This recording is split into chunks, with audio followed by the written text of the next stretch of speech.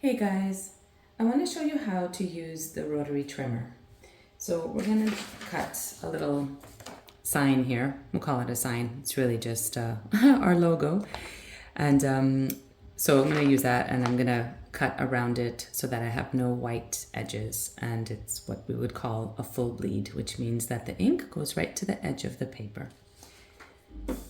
So a little orientation on this trimmer. It's a swing line. And this is the blade. So it's a rotary cutter because it has a circular blade, which is inside this compartment here. If you kind of look on the side, you can see it there. So that's what the blade is, and it runs along this track. And then it has a mat that the blade runs along as you're cutting. Really important to always make sure that the mat is in place. Never cut if the mat is not there.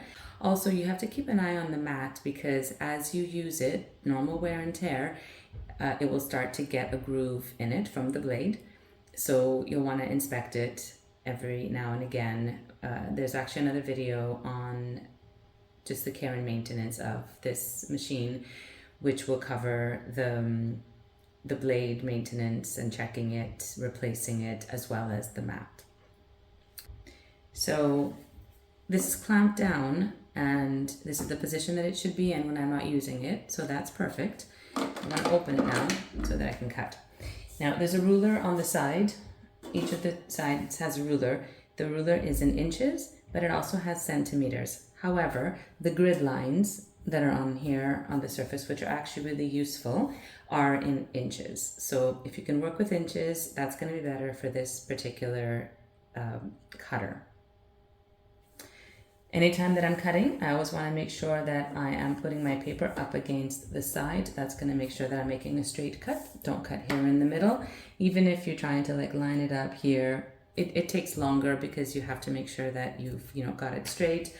I don't like to eyeball things. I don't think it's a really good practice. You just want to go right up against the edge, and you can use either edge as well. If you do find that you're always cutting on one side, after a while, start cutting on the other side because you do have the mat's going to be more used on one side than the other, and you kind of just want to move around. Or you take the mat out and flip it around so that you get a clean side. And you can use it for quite a lot of cutting before you notice that the mat has a deep groove in it, and you'll start to notice fuzziness on the edge of your paper where your cut line is, and that sort of alerts you that, okay, have a look at the mat. There may be something going on there that you need to flip it round or just change it out entirely if you've used it up fully.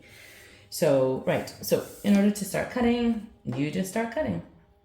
So we have a straight edge here. This is the plastic edge that the blade is going to run along. By the way, it's not cutting yet because I need to push it down in order to cut.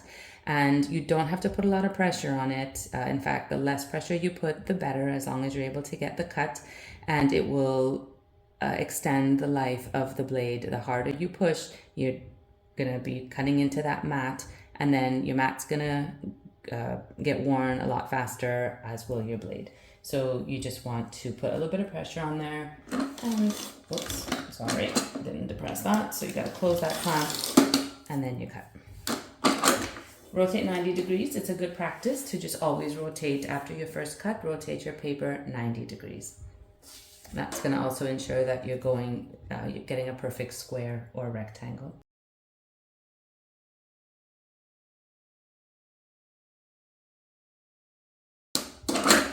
So now I'm done. Obviously, I'm going to throw these papers in the recycle bin. I'm going to close the clamp. You always want to leave the clamp in the closed position when it's not in use. That lowers the blade so that somebody can't get their finger up in there. And that's it. You're done.